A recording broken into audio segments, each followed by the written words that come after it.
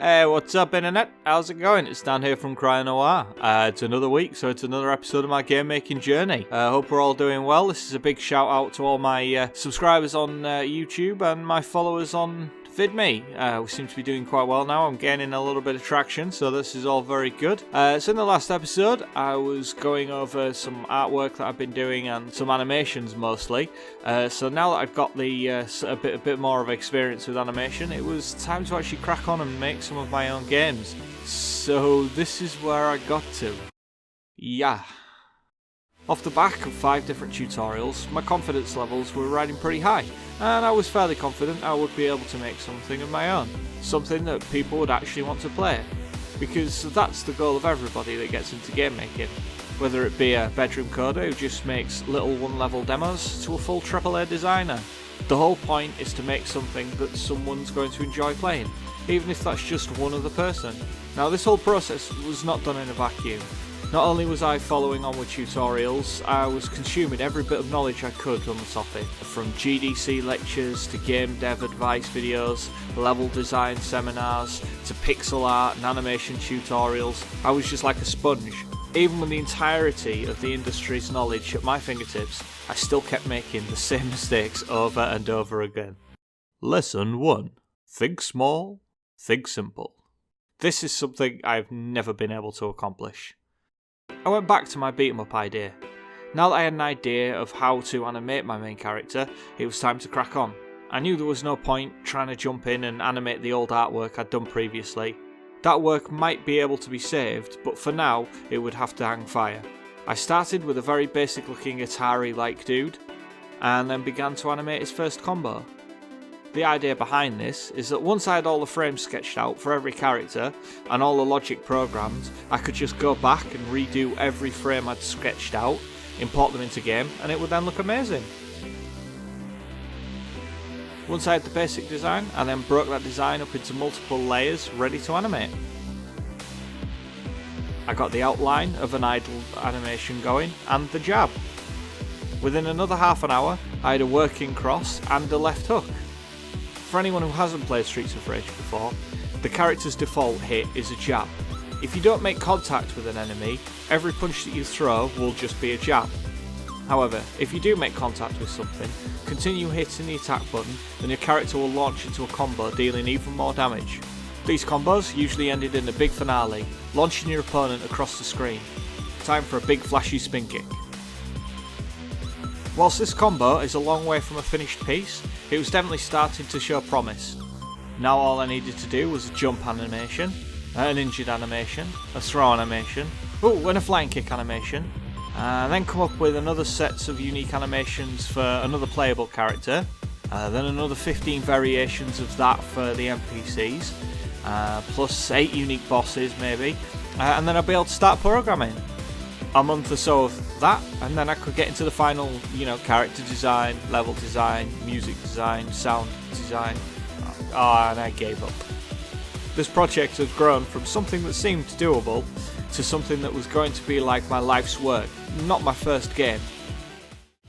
Think smaller, think smaller.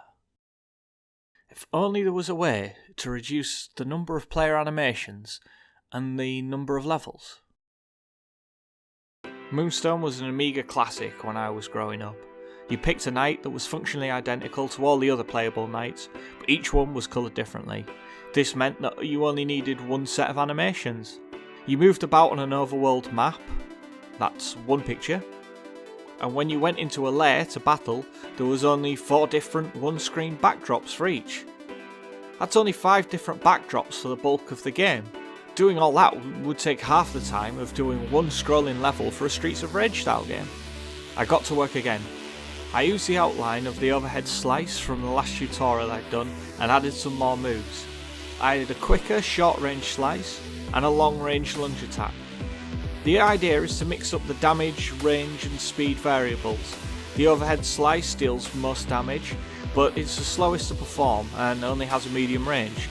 The slice is the quickest one to do, but it has the shortest range and would only do a medium amount of damage, and the lunge has the longest range, but it would have the weakest hit and would take a medium amount of frames to execute. I even did an animation for a throwing star as well. Looking back, I forget why I gave up on this game.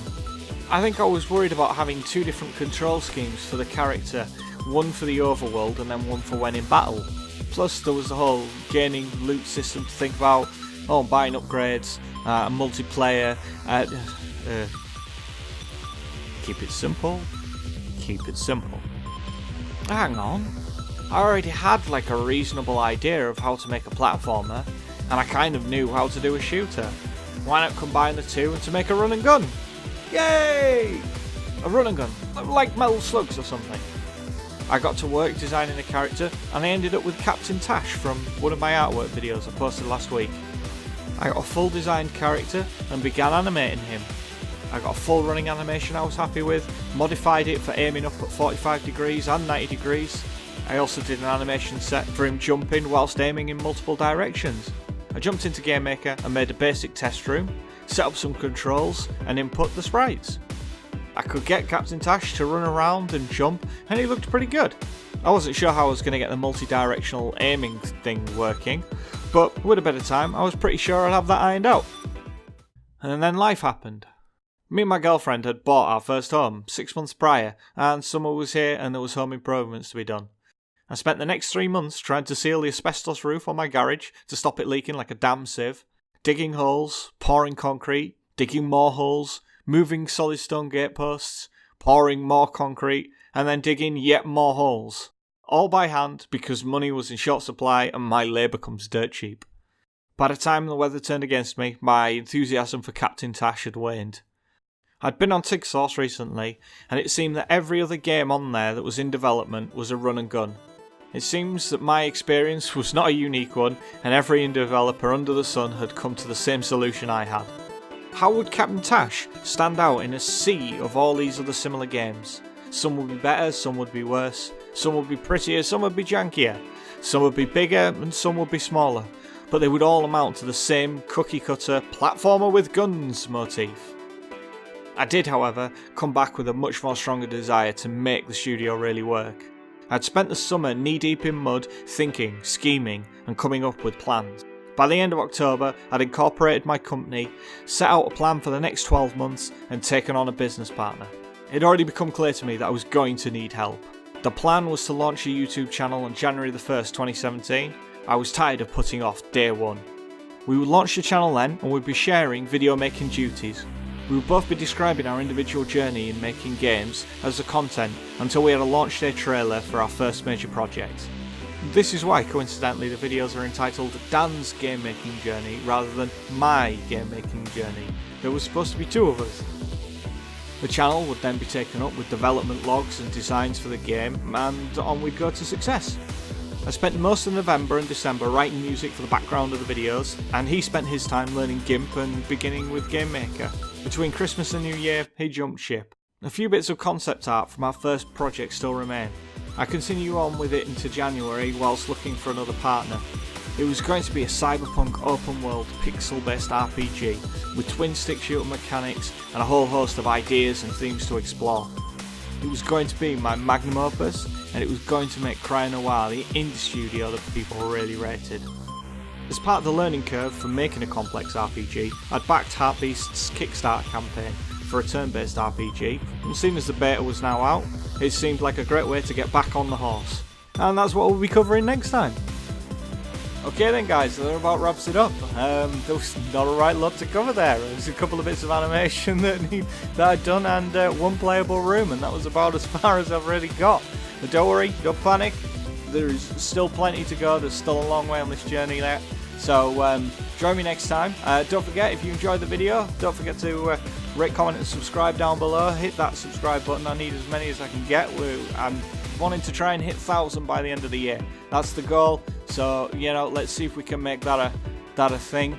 Yeah, hashtag 1,000 by Christmas. So, but anyway, thank you very much. I hope you enjoyed the video, and I shall see you on the flip side. Thank you very much. Cheerio now. Bye bye.